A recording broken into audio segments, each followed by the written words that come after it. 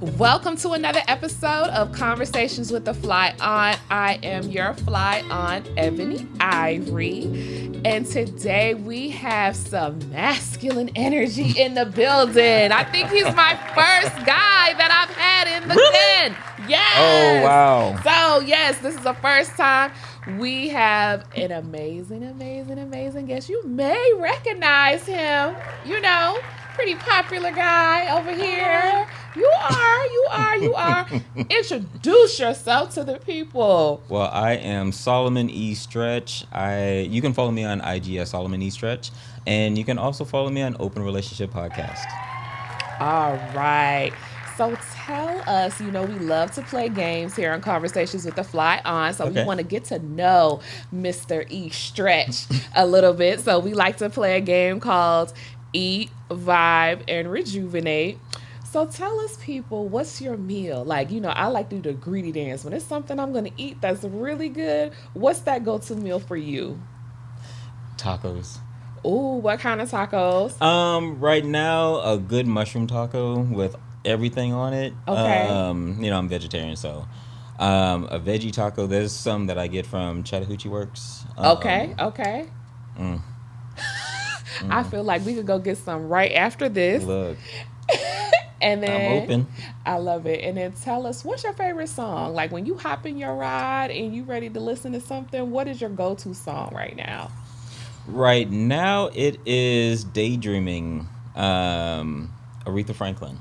It's an oldie. Okay. But when I tell you that song just makes me feel good. Listen, we need all the feel-good music we could get. And then let us know, what do you do to rejuvenate? You have a pretty heavy career. It relies on dealing with a lot of people and a lot of different energy. So what do you do to rejuvenate yourself? Yoga. Yoga has been transformative in my life. It's something that I can do in between sessions. It's something that I can do on the weekends. It's actually how I start my mornings. So yoga and meditation. Also, making sure that I go to get massages done. When you sit at a desk for 8 hours a day and you're sitting in traffic for 30 minutes to an hour, it's important to make sure that your body feels good. I love the way that you put that. Making sure your body feels good. I think a lot of people maybe judge when they're in a good space by how good they go through the day of hitting all the marks or getting the tasks done, but not really checking in with the body and connecting with the body. So I love that you mentioned that. And also, you know what? I would love to also get into like maybe doing like a mini yoga session, maybe like show the viewers like what we could do to start out to like just be like, if you want to get into beginning yoga, just like a couple of little poses. So we have to have you come back and we get into that. Okay. So that is for sure. So thank you so much. I was about to say, not today in this linen. Listen, you over here fresh. Oh. Giving fresh astute uncle, as I like to refer to you. So thank you so much. Absolutely. So listen, guys, today we are going to have an uncomfortable conversation. So I just want to give you the heads up there. We're going to have an uncomfortable conversation today. So we are going to discuss grief today. And by the dictionary definition of grief, deep sorrow, especially that's caused by someone's death. And I know a lot of times when you hear the word grief, often it's always associated mostly by when someone's passing or someone's, gone too soon. But before we get into that, I just personally want to dedicate this episode to my sister, my deceased sister, Amber Nicole. She passed a few years ago. So I'm in a position now where I want to have a discussion about grief and kind of open up myself and be a little bit more transparent and vulnerable with my listeners about maybe my grief experience and how to better navigate it, or maybe what I'm doing is perfectly okay and it's all about the process, because grief may not be like this just 1, 2, 3, 4, 5, 6, 7. It could be 1, 2, 3, back to 3, down to 7. You know, it has its ebbs and flows. So I just want us to have a subjective and always progressive conversation. Don't forget that, guys, because I don't need y'all eating me up in the comments about what it is that we're discussing Well, here. I think the one of the important things is that you know, there is this question: is what I'm doing okay? And even though we haven't even started talking about it, Right. let's just decide. So what I am doing is okay because you are here, you're alive, you're able to function, you're able to go to work, you're able to take care of your family members, you're taking care of yourself. Now, is what you're doing working? That's a different question, right? That's great. And so like I've been a substance abuse counselor for 12 years now, and I have clients who come in and they expect me to judge them. They expect me to tell them to stop. They expect me to be the person who they're used to already in their lives. And for me, it's not a matter of right or wrong. It's just this is what you're doing, Right. and is what you're doing getting you what you want? That's a great point. Yeah. So there's no judgment. I'm not going to sit here and tell you that you're wrong because this is something that I learned early on in the work. Is that, and one of my supervisors told me that she was like, the beautiful thing about drugs, Okay. and I was like, there's a beautiful thing about Right, drugs, and right, she was like, right. yeah, drugs work. They do what they're supposed to do. They make you feel different. That's true. Yeah. And who am I to judge the person for wanting to feel different? Because I don't know the circumstances that created. I don't know the circumstances that created this desire for different. Wow, you said a lot of stuff. Just opening up with that was a lot, and it's deep, and it's a lot to even process. Really, like just in this one little. Usually, like I'm quick, whatever, but it's like I'm soaking this in. Well, I'm soaking this in. okay. Yeah, that's a lot.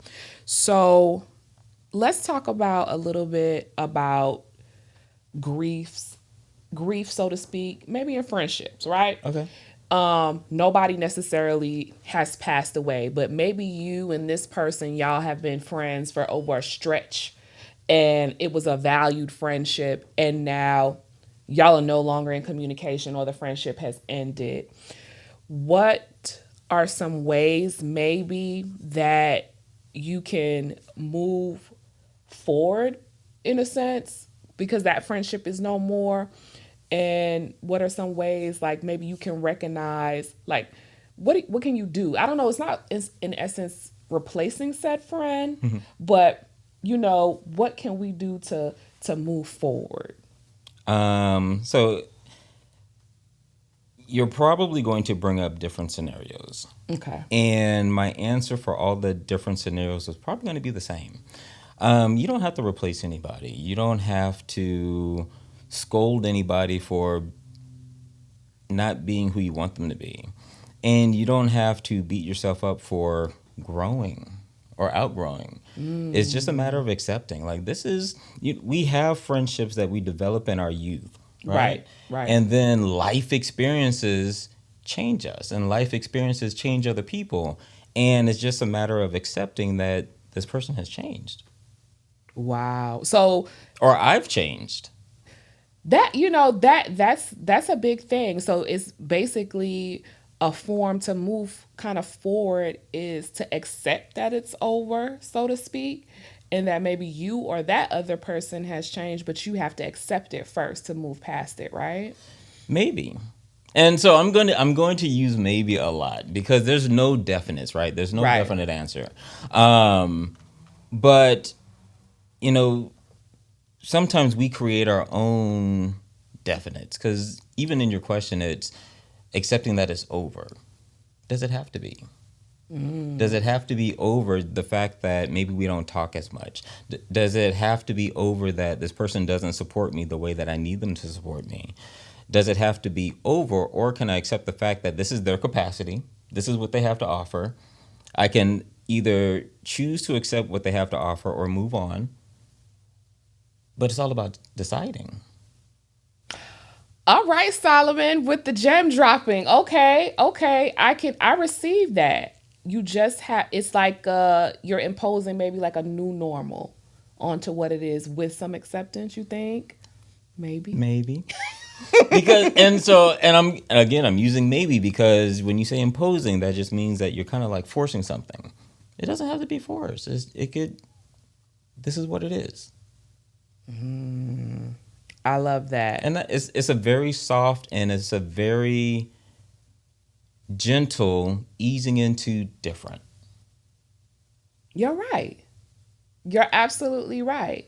Because I think in a lot of that, in the way that I could be processing it too, could come from, just depends on your upbringing too. Mm-hmm. Because my upbringing was rigid, so everything was very like final, final, final.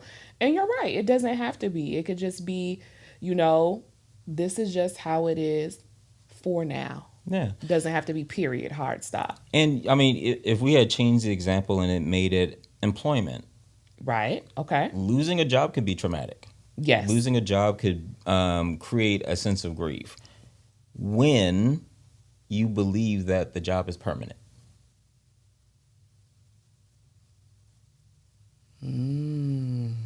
And so, like, every time I've applied for a job, the minute I accept the position, I also write my letter of resignation. Really? Every single time. Really? Nobody knows that until now. Oh, we get a fly on exclusive. But yeah, the minute you accept a position, if you also write your letter of resignation, you're also accepting the fact that this may not be forever. That's really powerful. Because that also, I think that also can shape your mind frame to know that like this doesn't have to be your end all be all and this is not your end all be all. Right. You still can develop and grow out of said position.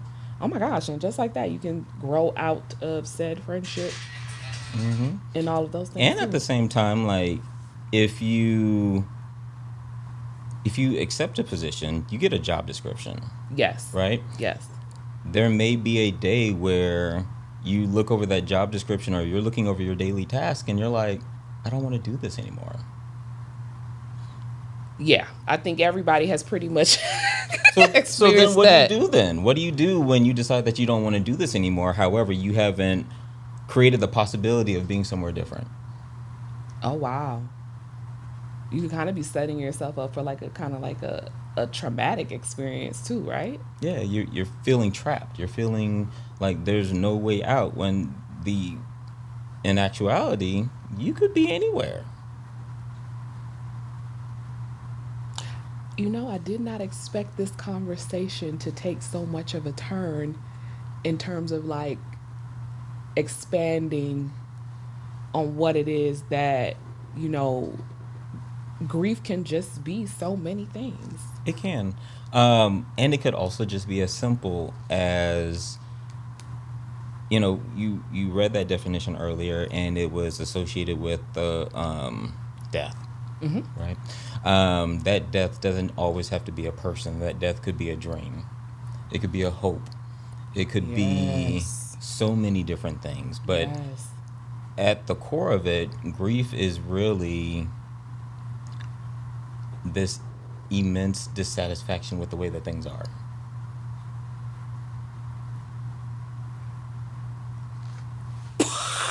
And so when we're talking about like the losing someone, and I get out of this conversation of losing people because you don't lose them. They're not a set of keys, right? Right. We know exactly what happened. We know that this person has transitioned into no longer living. Right. And so, but there's this story, there's a script going on in the background. I wish they were here. Right. But in reality, they're not. Right. But you're dissatisfied with the fact that they're not. Right. Right. That's true. And so, we get into these conversations about I get into these conversations with people all the time about how do you want things to be different? I just want them to be here. No. Not possible. Or is it? Is it though? Because grief could be about perspective, right? And so Susan G. Komen, she had breast cancer. I believe she died, right? Mm-hmm. And then someone created a foundation, and now year after year they raise money in her name, in her honor. And she lives on through that. And she lives on through that. And so, what do you want grief to be for you? I didn't even think about it, honestly. And you posing that question to me is really good. Okay, I'm gonna give it to you. You clocked it. I would say for me, I would want, with my grief experience, I want to be able to hold tight to that person's memory when we're speaking about a person, my sister in particular, hold on to her memory, the good, even our little sisterly disagreements, arguments, or whatever.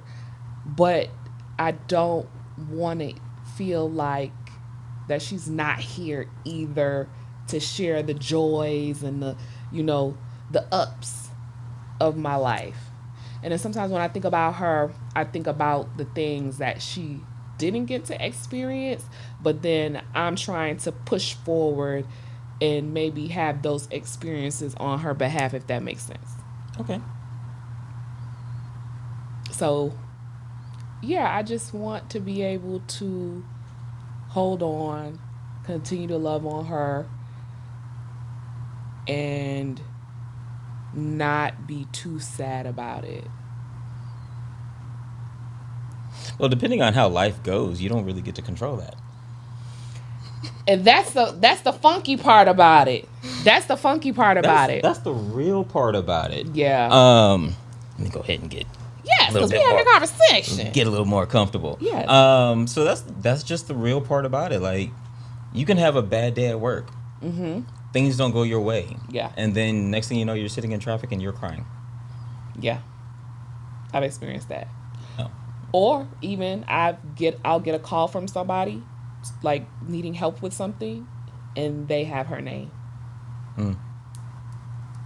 And that's just like, here we go.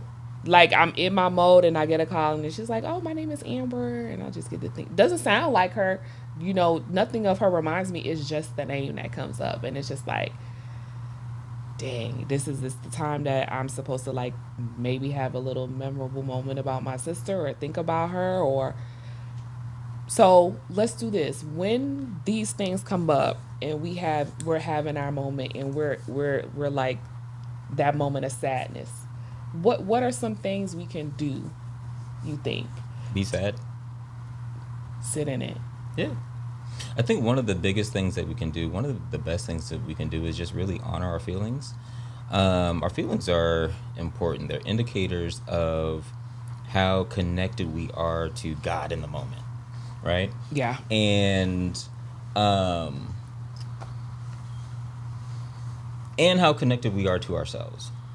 And so just in what you were saying a minute ago, like, I want to hold on to my sister, right? Mm-hmm. But then you get this phone call from someone who has the same name, and then now you're like, dang.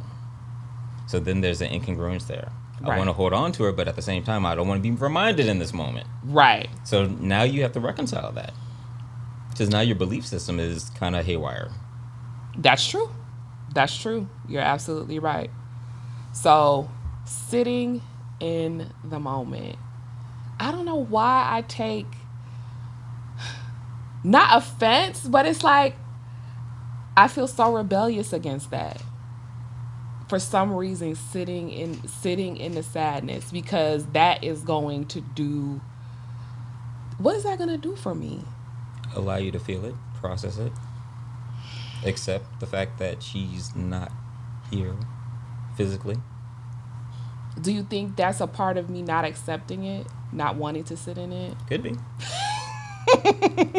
And so the thing is, right, like, okay, I went to school and I studied grief. Oh, 7 stages of grief. And, you know, when you think about stages, you also think about steps. Yeah. And just like we were talking earlier, it may not be steps. It may be the ebb and flow Right. of life. Right. And like I said earlier, you know, it could be the you go to the beach one day and you're happy, you're at peace, you get to relax, and then you're at the beach another day and it's a tsunami, and you're afraid and you're uncertain and you don't know what to do and you want to fall to pieces, and then sometimes you feel like you're under the wave and you're drowning and you're overwhelmed and all these different emotions that Right. happen. Right. But the bottom line is, I don't know. So does it okay, so Well, before you ask that, or okay. before you ask this, Okay. and the reason why I say I don't know is because in this moment you are the expert, because you've had the experience. I haven't had the grief experience. I haven't had a significant loss that um, I haven't been up and down the mountain. You have, Right. Right. and so for me, I won't know until the rubber meets the road. Like, Right. I talk all this good shit, right? And you like, oh, you dropping gems and nuggets, and I'm like, ooh, yeah, sound really good. But then at the end of the day, when my parents die, that will be different. Yeah. I will experience something different. Right. And I had a conversation with a friend the other day, and she was talking about how difficult it is to mourn people who are still living. And I was like, ooh, what does that mean? Because in the back of my head, I immediately thought about like a breakup, an ex. And she was like, no, I'm thinking about how I have a family member with mental health issues and we won't have the type of relationship that I would love to have. Mm, wow. There's so many different ways that people are experiencing grief. Hmm? And it's not until this conversation that I'm really honing in and understanding that, and what I'm getting from this conversation based on what you're, even though you may not feel like it because you don't have the experience, you're kind of like a conduit to process it a little bit better. Okay. Because I'm feeling like right now is that me not wanting to be sad when I think about it is me still not accepting the fact that she's no longer here. That's where I'm coming to it. And then in turn, I'm kind of well I am I'm kind of looking to you to maybe validate or tell me if this is the right way that I process said grief. When in reality, for the most part, only the said person that's going through the grief really knows if it's right or wrong for them. I would probably say, let's just remove the right or wrong. Mm, And so all of this is the same conversation, right? yeah. So I was recently talking to someone and we were talking about love. They say grief is love without a destination. And but before we get there, I was talking to someone about love. And in the conversation, we were talking about our hesitations and our fears and our histories. Right. And I walked away from that conversation feeling pretty okay, right? And then I had a moment to think about it, and I was like, but can I love this person and be afraid at the same time? Okay. And so coming back to our conversation, and you know, some people will say yes, you can be in love and you could be afraid and da da da.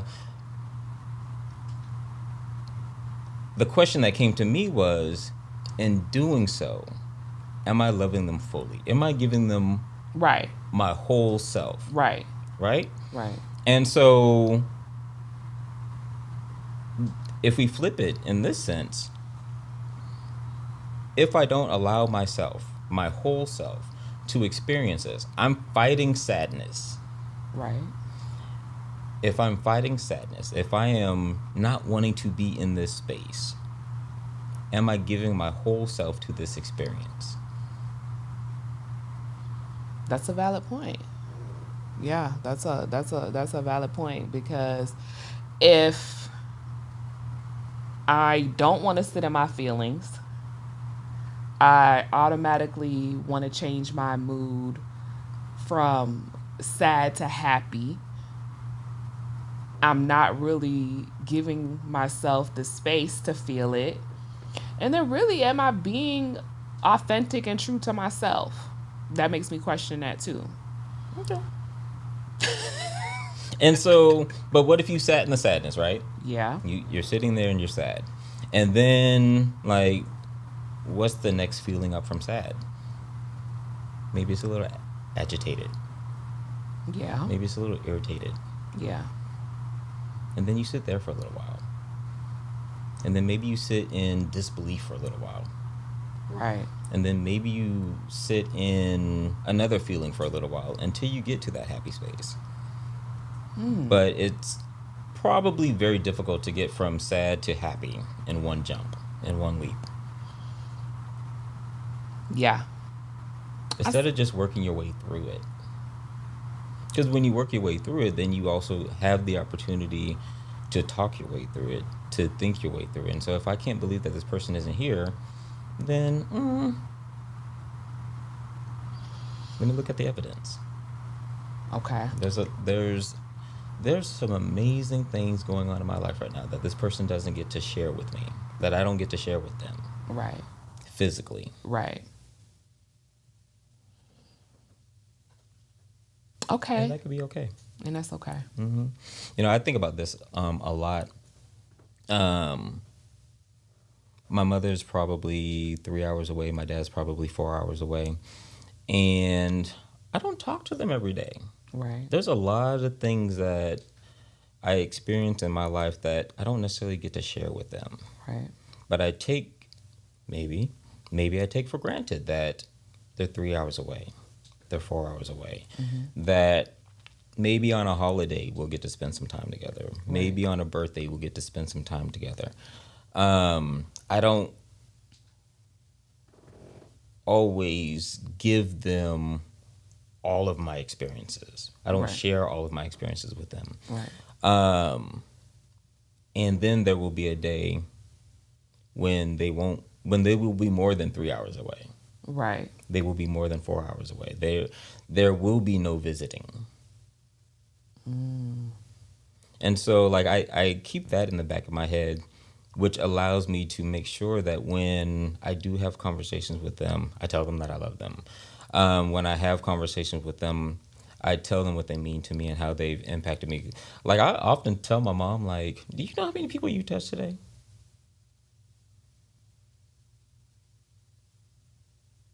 Yeah. People don't realize that.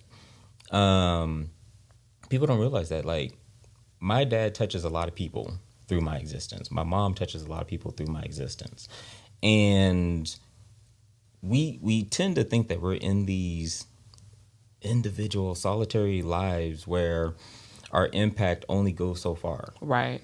Your sister, even through this conversation and through your viewership, is touching so many people right now. Wow. You're absolutely right. Because this conversation in this particular episode is, really the first experience for me with grief. Like, my father passed away, but I was so young and out of touch from all of that I think life helped me process that, like the busy work, like just being a kid and just, going on with that. But you're absolutely right. There are ways that through this, she's touching people even in her physical absence. And I don't even know if I'm right. I don't know.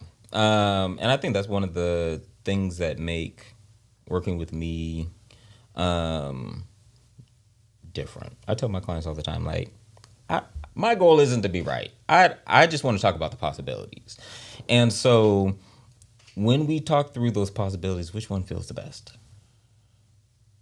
The one that feels the best is just slowing down and taking the steps to being happy. when the grief hits. Because there's a lot of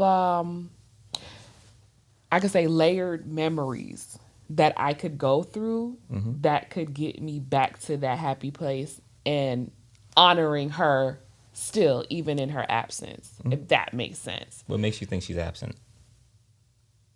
Because physically, like, I can't pick up the phone and, like, sis, you got me on speakerphone? Like, Y'all had that? Y'all had one of those relationships.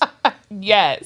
You're that sister. Yes. So, I can't do that. So it's like when I had, like, even though she was the younger sister, like, I would go to her because in her perspective and in her eyes, I'm the green one.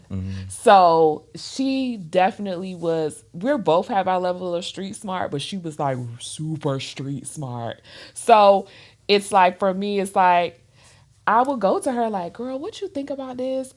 She be like, girl, you so damn dumb. No, that's not how that's supposed to go. They playing with you. Don't let them, she was the little big sister in that aspect. So it's like, I don't have that. And there's no offense to any of my other friends. That's just that's just the bond that me and my sister had, that we were allowed to have that. You don't have what?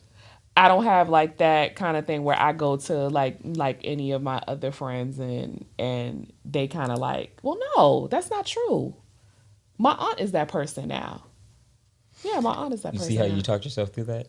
And also, think about this, right? So I'm sitting here, never met your sister. Right. But through the joy of you telling the story, it felt real. It felt alive. And that is what holding on to that memory can feel like. Okay. See, a lot of times we think that holding on to the memory and holding on to is all thought. Right. But it's about that feeling. Like, there was so much joy that just came through that story. And I was just sitting here like, oh, that's amazing. I love it. That's true. That's true. You're right. It's the feeling, not the thought. See, look at that. That's so true. But go back to what I was saying earlier. The feelings are your indicators of how close you are to God and how close you are to yourself in the moment. In that moment, you felt so whole.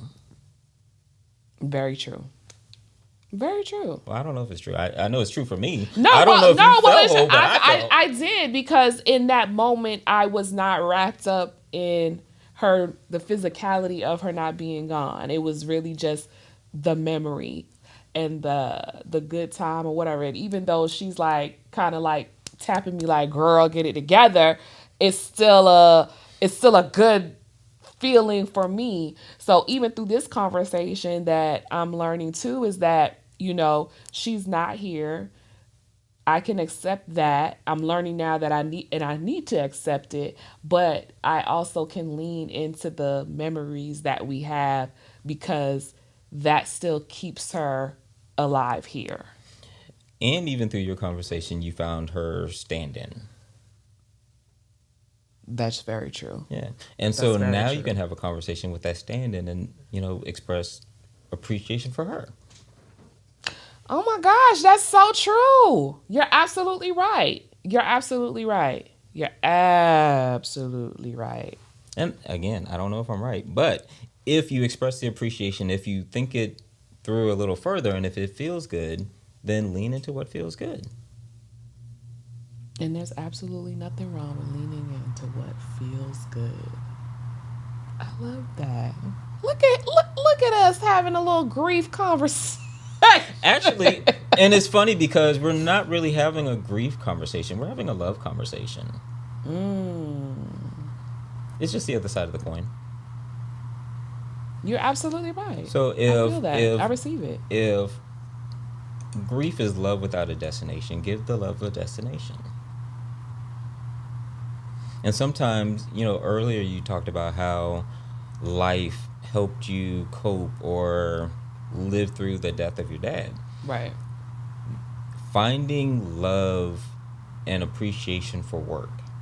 Finding love and appreciation for passion. Finding love and appreciation and acknowledging the people who show up for you. And so if your sister isn't physically here and your aunt is, and she shows up for you in a way that is very similar to the way that your sister did, find appreciation for that. Absolutely. Absolutely right. Absolutely right. I never looked at it. I never correlated it to that. So yeah, she definitely does. So Prissy P, this is for you. I appreciate you being in the gap and standing in a place that is close to me that represents the love that my biological sister Amber gives. I appreciate you. Mwah. All right. So we're going to wrap up this grief, but on the other side of the coin, love episode. What is it that you would, just maybe 3 or 4 things you would recommend to someone? They're experiencing grief and they just don't know what to do. And even though we've established through our conversation that there's no right or wrong way, but what can they do to kind of like open up the door to understand that there's no right or wrong way?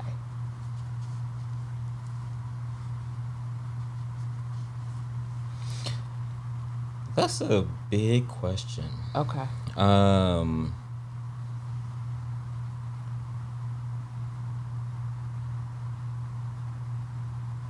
you said something a minute ago about you. What's her name? Pretty P. I call her Prissy P. Her Prissy name's P. Priscilla. Prissy P. You thanked her for standing in the gap, and I something in that just felt very powerful. Really? Okay. Yeah, and you know, you may not understand how powerful it is, but when you acknowledge or find those things that fill the gap, and you know, going back to that comment I made earlier about drugs work, right? Right. Drugs, they fill in the gap Right. until they don't, Right. and so when you find people, places, things that can fill in the gap in a way that work, they work for you. They get you what you need. They bring the healing and the love and the joy and the okayness back into your life. Look for those things. Right. Take opportunities every morning to set an expectation for your day. Look for those moments of joy. It could be a little bag of jelly bean. It could be an energy drink. That's my shit. You know, if I don't do well, it used to be jelly beans. Now I have these little organic fruit snacks from Whole Foods. And so if I do nothing else during the day, I'm gonna make sure I have one of those little packs on me. Okay. If I don't do anything else in the day, I'm gonna make sure I drink 8 ounces of water. If I don't do anything else in the day, I'm gonna go sit outside. Right. But you have to hold yourself accountable. You have to create something for yourself that allows you to be okay. Okay. And you know, just like we were talking about sitting at work for 8 hours a day, when I said I will find 15 minutes and I will go sit outside on the stoop in front of my job, look up at the sky. There's a little flower bed. I'll look at butterflies and bees. Not so much now, the seasons are changing, but Yeah. you know, just being outside and changing up the environment, it helps. Yeah, that's a crucial one. Like I've learned that I like walks. I have such an appreciation for greens and the trees and the butterflies, and even like the bees don't scare me anymore. Just being able to take in those things. I think also finding gratitude in from the smallest of the smallest things. Just being some people just being able to walk, just being able to see, just being an able-bodied person. I don't have to depend on anyone to go get me a cup of water or help me to the bathroom. I think those are great ways to kind of improve the mood, because we're not looking for, what I'm understanding too, is not a quick fix. It's just like taking steps, gradual steps to get there. So those are things that I'm learning to definitely enjoy. Finding new hobbies, Mm. finding things that make you feel good. Yeah, we had a conversation before the camera started, and we were talking about traveling, and Yes. you talking about being in South Africa, and I was like, okay, girl, you better do it. You better spend that money. Yes. Isn't it amazing to have the opportunity, the time, the money to do these things? I remember a day, and so you talked about gratitude. Gratitude has a different feel than appreciation. Gratitude is more of a comparison base. Right. I'm glad I'm here and not there. So I remember when I wasn't able to travel. I Right. remember when I didn't have the freedom to just sit outside for 15 minutes. I remember when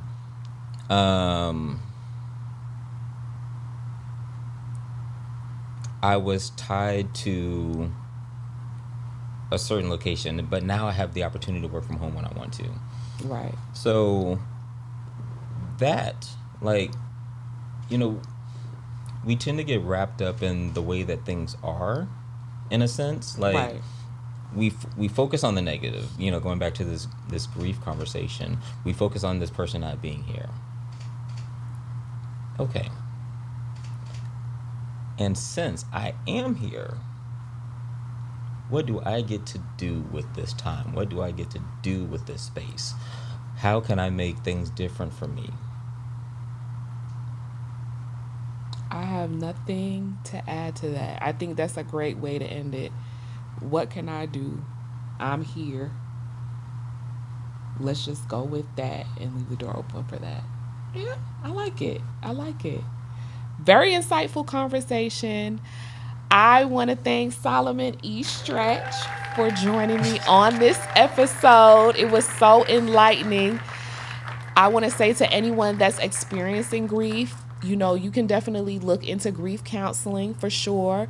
There are all kind of resources online that you can follow, but I hope that our conversation will spark some thought into how you may have handled grief in the past, or maybe what you want to do differently just by watching this episode. You can find me, The Fly on all social media platforms: YouTube, TikTok, and Instagram.